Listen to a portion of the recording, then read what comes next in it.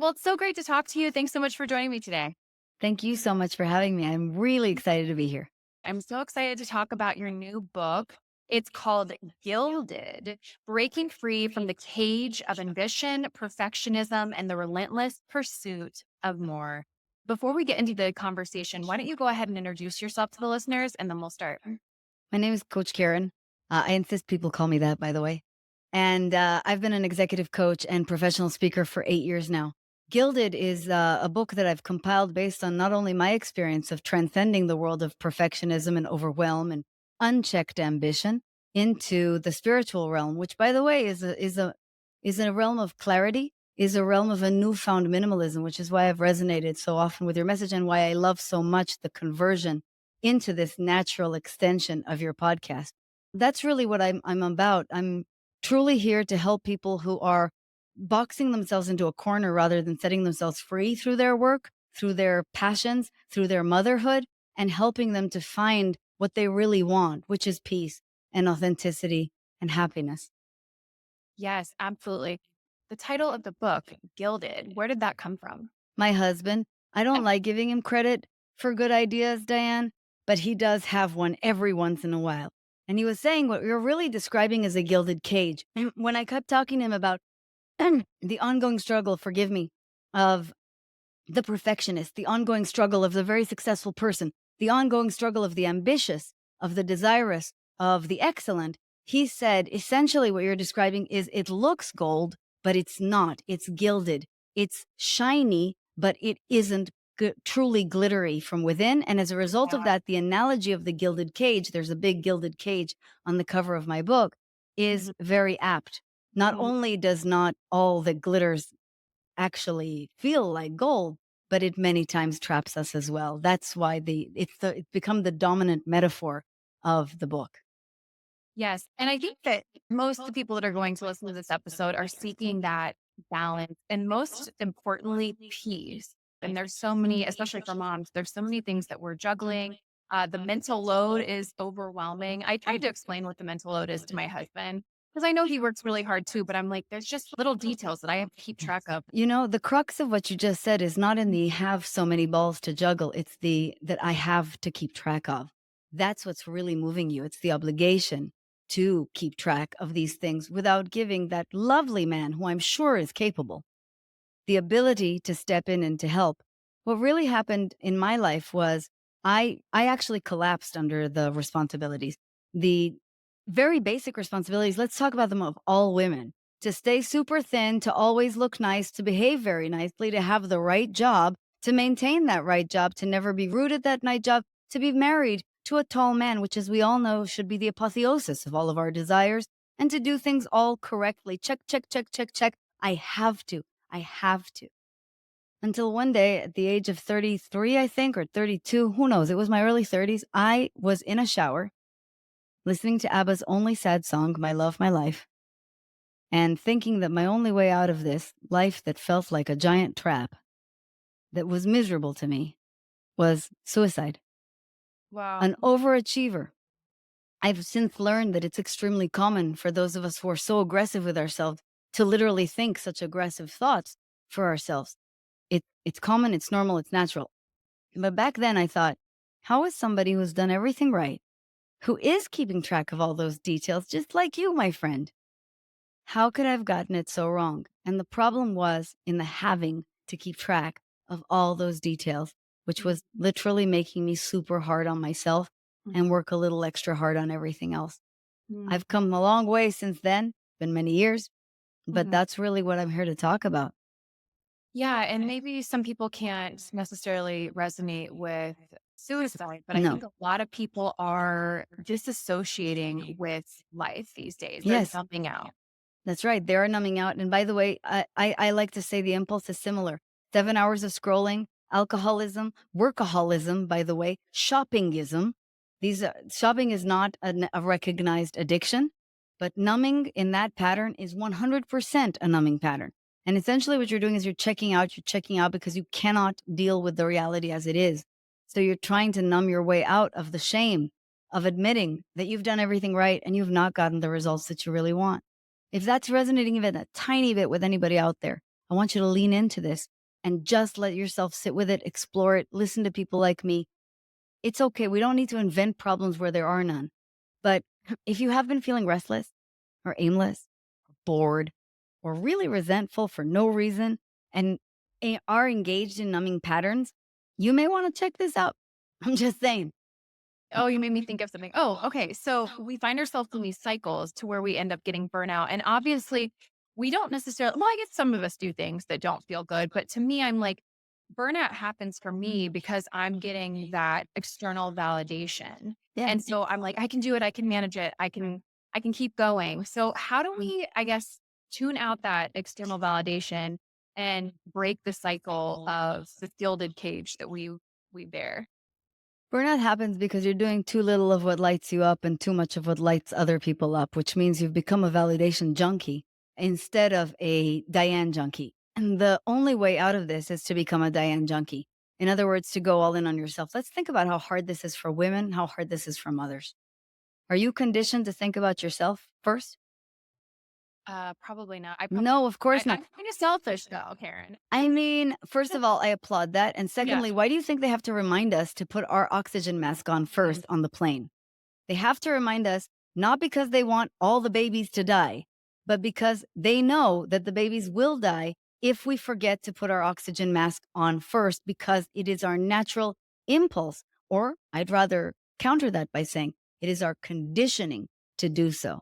So your only bet of getting out of this is to do something that is relatively counterintuitive, which is to be quote unquote selfish. And I have to say, I counter that as well.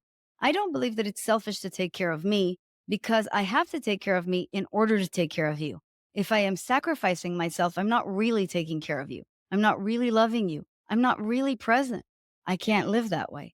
So I've learned to really, really care about me, to become very curious about what I love, to become very curious about what I prefer, and to become much more open about what I like and what I would rather have in any given moment. Before, if you asked me, Karen, what would you like for dinner? I would say, oh, I'm fine with just anything. And then I'd freak out when somebody offered me meat. Today, I'm like, I'm a vegetarian. So just so you know, stay in that family, please. Mm. And Mhm. I'm not apologetic about it. And it makes it easier, actually. It makes it seamless to interact with people. Mhm.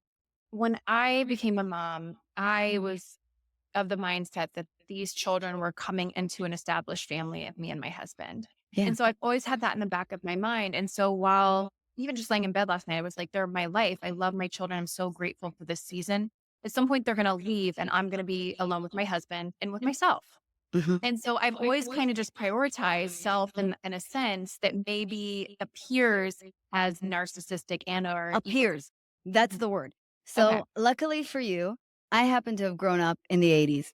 And in the 80s, we joined our parents' lives. Basically, everything changes in around 1984. There are wonderful books, by the way, about literally the changing of parenting.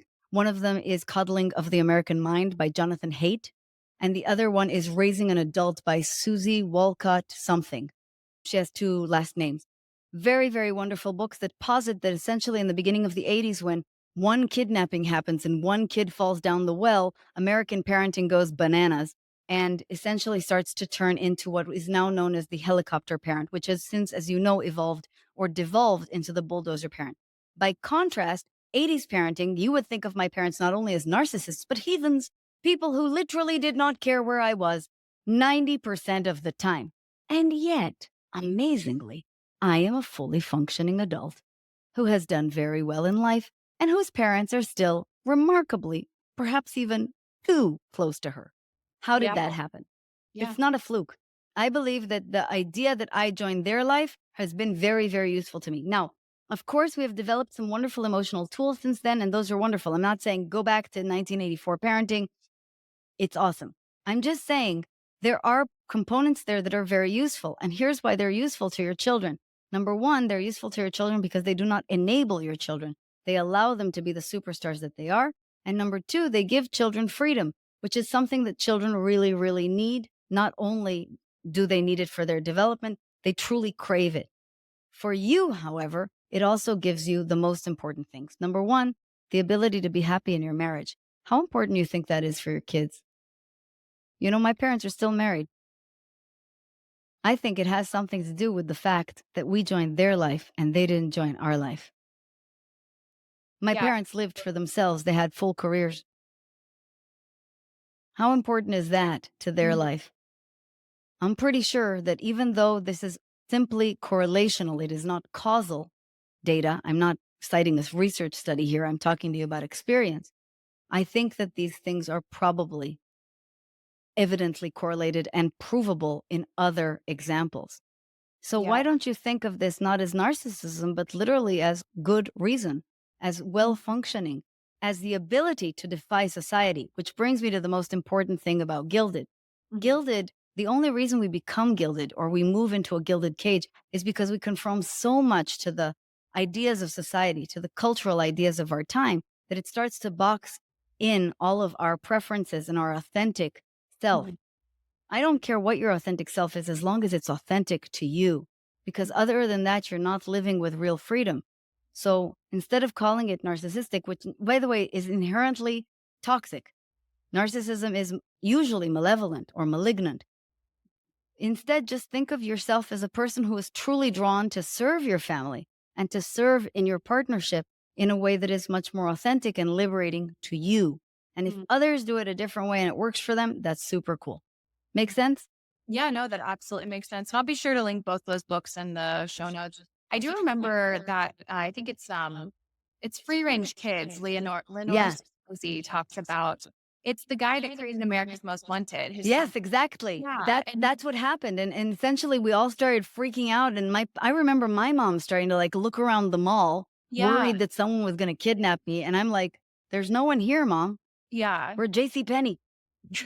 Yeah, statistically, it's very unlikely. And yet we are operating out of so much fear. And I think we just know way too much. But Yeah. going back to Yeah. that's a different conversation. I want to go back to the self, burnout. And you talk about something, I don't even know if I'm going to pronounce it right. The Fastian Faustian bargain. bargain. Yeah, A let's talk Faustian about that. bargain is a very elitist and erudite term that I love throwing around in dinner parties so people think I'm much smarter than I am.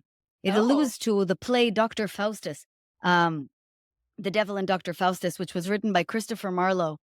Christopher Marlowe, just so you know, is the guy that Shakespeare ripped off for all of his ideas, famously, oh, or so okay. goes the theory. So And the good. Faustian bargain, the bargain that Dr. Faustus makes with the devil is, I will give you my life and you will make me a star. Hmm. That is many times what we're trying to do. The reason we acquiesce to other people's preferences is because we believe we'll get something out of it. When I chose a job, a career that was not in alignment with my soul, my former life was as a chief executive in a big luxury company.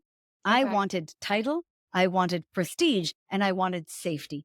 I didn't want what Karen wants to do naturally for a living, which, P.S., is this. When Karen married the first guy, I love telling people he's dead, but we're just divorced. Okay. I married tall guy who looks right on Instagram and who is available for marriage. So I wanted safety and I wanted prestige and I wanted marriage, right? But I wasn't asking for someone who was aligned with my soul, who was truly the preference of my soul, who was right for me. Hmm. Shockingly, these two came to an untimely end and a very big crash that I describe in my book. But Mhm. years later, when I did have the courage to start looking for golden and not gilded, for real and not phony baloney, I ended up with Ryan, the handsomest man in all of America from the great state of North Dakota. Who knew, by the way? It's always the last place you look, am I right? Right, right. And I ended up with a career that makes me, I hope I never die. Mhm. That's what you really, really want around here. Completely different relationships, completely different career, just a different, remarkable time here in this life. Mhm. So good. Okay, I knew none of that about Bastian, but now I will use that at dinner parties as well. Yeah, I'll people are take going to really respect you. that's good. Okay, so let's talk a little bit more about high performers missing the mark. And you just said, like, I guess you kind of explained that for yourself. And I'm glad that you did because I wanted to go back to that moment in the shower and ask what Yeah. you were doing at that point in time that felt so overwhelming. But I mean, actually, let's go back to that moment when Yeah. you are. What got you to this point? I mean, you had to pull yourself up Yeah. some manner. I think it was the grace of God, frankly. Um, And I really can't attribute it to anything else because I knew none of this when I decided to yank myself out of that shower. But I can explain what happened, and I can explain what happened later. What happens to most overachievers, and let me be clear, overachiever does not mean person who has amazing grades and is an Olympic athlete or anything you think, or is Jeff Bezos. An overachiever is a person who is intensely focused in a certain direction, also known as a perfectionist. Almost everyone listening to this has some obsessive tendencies for sure, and as a result is quite harsh with themselves. When Mhm. we're very harsh with ourselves, we tend to take things out on ourselves first. That's where suicidal ideation comes from. It's a Mhm. spiraling out of over harshness with the self. Mhm. And I hate to break it to you, it happens to everyone. I mean, it really is extraordinarily common. I've been a suicide counselor for a very long time. This is very, very common. Even if it doesn't spiral all the way to the ideation, like, here's how I'm going to do it, here's what the means are. We many times think checking out will be easier than dealing with all of these problems or the depth of this hole. Mhm. In that moment, however, I couldn't see my way out, but I could see one thing clearly. And it Mhm. was this ends now. I Mhm. remember the only thing that was crystal clear in my head as I got out of the shower was, we're done. No. It was like a Yeah. visceral no with all my body. And from there, I started to understand that pretty much everything around me was going to come to an end. I initiated divorce. I cleared all of my stuff out of the house. I started moving back home to New York City. And that's also when I start collecting self help books and listening to weirdos like me speaking on podcasts, which I have to tell you, because I'm rather academic or institutional in my tendencies, I really ignored. Like, I wasn't even gonna listen to Tony Robbins. I was Sure. like, "No, thanks. I'm good." Yeah. But this is when all the books appear, the podcasts appear, the self-help appears, the coaching appears, and the rest, as they say, is history. Yeah. No, I'm a big believer in the power of conversation for personal growth. So I've always really enjoyed podcasts because as you're hearing two people process, it just kind of gives you this, and it just gives you an insight. It's that fly on the wall that we always want to be into two people's dynamics. So especially if you're getting someone that seems really authentic that you're listening to. I Um, totally agree. I yeah. think there are 2 things that are happening. The first is not a lot of people are having deep conversations anymore. Like, Hmm. when was the last time you picked up the phone? If somebody's calling me, I literally assume they're dying because I don't understand why they wanna have a conversation. Hmm. And the second thing that's happening is, technically, if somebody's listening to this conversation and resonating, it's not you and me having the conversation, it's them having a conversation with us. And Mm. that's what's so wonderful about these things, isn't it? While you're Yeah. doing God's work here, Diane. Yeah, I'm happy to. I feel like I'm an oversharer. So deep conversations are something that I don't have room in my life for people that don't want to have deep conversations at this point. So Yeah, it's a wonderful thing. There's a new book by Charlemagne the God, and it's basically the entire premise is you're either going to have a deep conversation or get out of the way. yeah, Yeah. absolutely. Okay, I'm writing that down. All right. What else do we want to talk about? Leadership. Let's talk about leadership and how we can use this insight from the other side in becoming a better leader for our communities. Well, there are things that come to mind. The first is the audacity to lead, particularly for women, to become the leading lady. Many of us do not enjoy casting ourselves in this role. That's where all imposter syndrome comes across. And, we are more susceptible to it than men slightly, although I have yet to meet the exception to the universe. And um, as a result, you don't even want to take the mantle onto you. But if you think about it, you are the leader of your life, you are the leader of your household, and you are, in many cases, the leader of your team or of your business. So leadership is exercised in many, many ways. So I think that the first thing about leadership that needs to be clear is being okay with being a leader, being complete with your deserving and your availability for that role. And I have to tell you, that took me quite some time. I remember it took another book.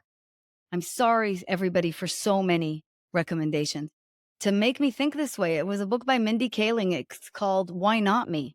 Yeah, I remember that book. Because I remember thinking, like everybody else, the thought I'd been struggling with all my life, which is why me? Yeah. What's special about me? I don't deserve to lead. Hmm. And then I went, wait a minute, don't I? And so that's the first thing that allows you to step fully into the role. Hmm. Again, authenticity versus inauthenticity. Inauthenticity is the conditioning of society. You shouldn't lead. You're bossy. It's gross. It's aggressive. It's dominating. Come on, be one of those nice people on the sidelines. Those are the people that are really nice at a dinner party. Or be what you really are, which is a person who cares about something and knows some stuff and can actually help set the strategic vision and steer this ship, whether it's your family or your workplace or your community, in the direction of peace and happiness and excitement. And that brings me to the second thing, which is leadership is not about you anyway. Mhm. Leadership is about them. Whenever I Mhm. coach leaders, they always tell me, this is so cute, Diane. I live for other people. I'm here to contribute beyond myself. And then I use an assessment known as DISC and motivators. And we Okay. see pretty clearly, pretty quickly, that they are actually very into recognition, being seen as the leader, and titles, and the hierarchical view of the world. Mhm. This is usually where all the problems come from: the hogging of credit, the inability to take criticism, the inability to manage change, and the inability to truly inspire people, because what you're really using is respect or fear rather than love and connection and collaboration, which will take you much, much farther. In order Yeah. to do that, you must also recognize not only that you have the audacity to lead, but that the true calling to lead is the calling to serve other people, to truly serve them, not to basically drag them on you. And Mhm. I think when people can reframe these things, once again, they're undoing the Faustian bargain. Their soul is no longer susceptible to payouts Mhm. and to dangling carrots that will help them sell other people out. And Mhm. then they become just much more warm and collaborative and last a lot longer, frankly.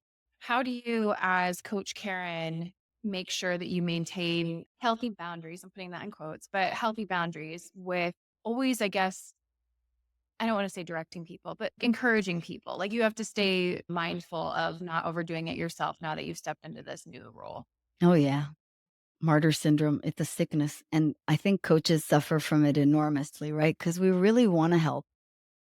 There were two things that corrected this for me. The first was the realization on the suicide hotline that the second I really, really pity them, I lost. I can't help you anymore. I've gone down with the ship. In other words, my job is to stay at the edge of the problem and not be dragged into the problem, because if I'm dragged into the problem, I can't help you anymore. So the boundary has to be a boundary of truly respecting you and seeing you as a superstar and knowing my own limits with this. The second thing that really changed my understanding of boundaries was my conviction around and my deep belief in the work of Brene Brown. And that's really the embrace of honesty as kindness. Instead of thinking that if I was ever honest with people, I would force them into a corner and they're going to hate me. And therefore, I should just sugarcoat things. I learned to not do that anymore and to literally make the decision to tell them the truth, regardless of consequences to myself. I was going to do what's right. I was not going to do what's convenient for me. And that's where everything really started to change. Yeah. I mean, that's hard to do. I mean, that's hard for people to be Extremely, extremely, honest. because we all want everybody to like us, right? Yeah. Now you're talking about people pleasing, getting into people pleasing at the detriment of what we know it's aligned. Exactly. Mhm. Yeah, absolutely. Is there anything we haven't hit on that you want to talk about? I know your book is a wealth of information here. It goes into a much deeper dive than we are going to, but I wanted to share that as you look at the table of contents, you might find the structure familiar. The structure is quite unusual for coaching, and it's a methodology that follows Alcoholics Anonymous. It's very similar oh, because I wanted to originally call this book, before Ryan came up with the brilliant title, I wanted to call it Workaholics Anonymous or mhm, Momaholics Anonymous or mhm. Obsessaholics Anonymous. And Yeah, essentially what we really want you to start with is just the understanding that you can admit that not everything in your life feels as good as it looks on Instagram.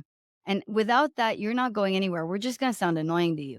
But if you can come to that real admission that things could be better and I'd like them to be better, they can be. And then you're going to be taken on a journey that will step by step help you to recover yourself. It'll mhm, walk you home. mhm. That's what we really want to do here. To the Yeah, point where hopefully by the end of the book, you are okay with challenges. You welcome them. You're ready for them because you know who you are and you know how strong you are. yeah, yeah. I love chapter 9, accept yourself, liberate yourself. And chapter 8 was right before that, to really live on purpose, really stop lying. And I often tell people that in regards to if I'm talking about decluttering, I'm like, be honest with yourself and your habits that you've created. Because if you just lie to yourself, you're going to continue to be in those bad habits and you're never going to move the needle. But if you can say, yeah, I made a mistake. Yeah, I consumed, well, you could use this as food too. I've consumed too much, but now I'm going to move forward. That's not who I want to be. But you have to accept it, acknowledge it, and not allow shame to That's right. be down. That's absolutely right. And, Mhm, again, all over consumption and all under consumption are motivated by shame and by mhm, fear. This is mhm, why minimalism and essentialism is such a magnificent practice. You mhm, truly have to become honest with mhm. what is serving you, what is a necessity versus what is not. This has Yeah. become a really, really mindful process in my life. And actually, because after my divorce, one of the bad things that happened to me, and there was a tsunami of them, was I lost all of my belongings in a fire. Oh, me? I had accumulated lots of status accoutrements, a lot of Prada to make Mhm, myself look really, really good in society. And all of it disappeared in a fire. And I wow. remember that as a moment of extraordinary liberation because they Yeah. were all lies. They were all just lies. And today, I think I need to wear clothes and I need to look presentable, but there's really no need for me to pull myself into debt or to move myself into a situation where this is literally like the bane of my existence in order to move. That's Mhm, one form in which we lie. And the problem with lies is that you have to maintain them. Like, even a tiny lie, like, for example, if I said to you, I'm 27, there could be some silly person out there who believed me. mhm, But then I'd have to remember that I said that. And I'd have to show up at every dinner party and every time I throw myself a birthday party, keeping mhm. track of the lie. It starts to consume you, it starts to literally run your life. And so, to really break free, to get to our preferences, we have to find where we're lying. Why do you think people lie? We lie because we are well socialized animals. It's that simple. In other words, I will not tell you how I prefer to eat my eggs because I'd rather not be a bother. I'd rather you like me and actually associate me with a positive image that I'm trying to maintain. We're just well socialized creatures primarily. Ultimately, then we start to essentially use lies to maintain a self image, to maintain an identity, and to hold in position our gilded facade. But if you stop lying, you start finding something way better than rusty old, covered in gold garbage. You start finding real gold. You start allowing yourself to be exactly what you are without embellishment. And you also start to allow other people, therefore, to be what they are without embellishment. What do Mhm. you think? I was just gonna say fear. I mean, you elaborated on it. To me, lies come out of fear Yeah. of not being found out. You're afraid of the other person's reaction. You don't Yeah. want to disappoint. Even something as silly as sending back drink or a meal at a restaurant. To me, I'm always if I'm gonna pay for something outside of my home, because usually I can create something equally as good at home. So Yeah. I'm like, if I'm gonna pay for service, I want to get it right. Yeah. And it's not rude. Your tone can be rude, maybe you work on your tone, but it's not rude to have a preference and to state it. You don't have to tell them it's absolute piss. But No. yeah, you're right. You're absolutely right. And the fear is they won't like me or they will judge me. There will be Mhm. a consequence. And a lot of people, unfortunately, this can translate in the leadership realm into something known as ethical fading. Ethical fading Oh. is when we don't just lie, we make severe compromises with our ethics because we really are afraid of looking bad in the eyes of others. The best example ever is Bernie Madoff. I watched that amazing four-part series on Netflix, Bernie Madoff, The Monster of Wall Street, thinking I knew everything there was to know about that scandal, and I knew nothing. I highly recommend it if you haven't watched it. Do you Mm. know how the whole thing started? The whole thing No? started, he had a legit operation. And in that legit operation, he lost something like 30 grand that a couple of investors from his family had put into the business. Was so afraid of telling them that he lost money and of looking like a loser, being found out, being seen as a loser, Mm. that he decided to lie to them and began a Ponzi scheme that then took down half the financial world. I Mhm. mean, it's a truly astounding thing. People Mhm. make very, very sloppy decisions when they make a decision to tell a Yeah. tiny lie. And Yeah. this is one of my hopes. My hope is not to convince you that you're going to turn, God forbid, no one's going to turn into Bernie Madoff. But my hope is to convince people that lying is in and of itself such a terrible trap that you're much better off facing the music and getting through it so that you can start to live free. That's so good. Well, is there any other word of wisdom here you want to leave at the end? That was excellent, but any other final word you want to leave before we wrap up? My final word is, I guess, to say that if this resonated with you at all, chase the rabbit down the hole. It's really worth your while. Doing the inner work, the inner journey is the best trip I ever took in my life. I can't recommend it enough. I truly hope that it serves everybody out there. And I really thank you for having such a profound and important conversation. Oh, absolutely. Karen, where can listeners find you, connect with you online, and grab a copy of your book? They can find me on coachkaren.com. That's not a Karen, it's Keren, and on Coach Karen on Instagram. And they can get a copy of the book wherever books are sold. It's just called Gilded, or of course on breakfreewithgilded.com. Awesome. Before I let you go, I ask my guests one final question here at the end, and it is, what does it mean to you to live a life with clear intentions? To live a life with clear intentions is to live a life with integrity, to really know who you are, and to only offer from there the truth. That to me is what clarity is all about. So good. Karen, thanks so much for joining me today. Thank you so much. Real pleasure.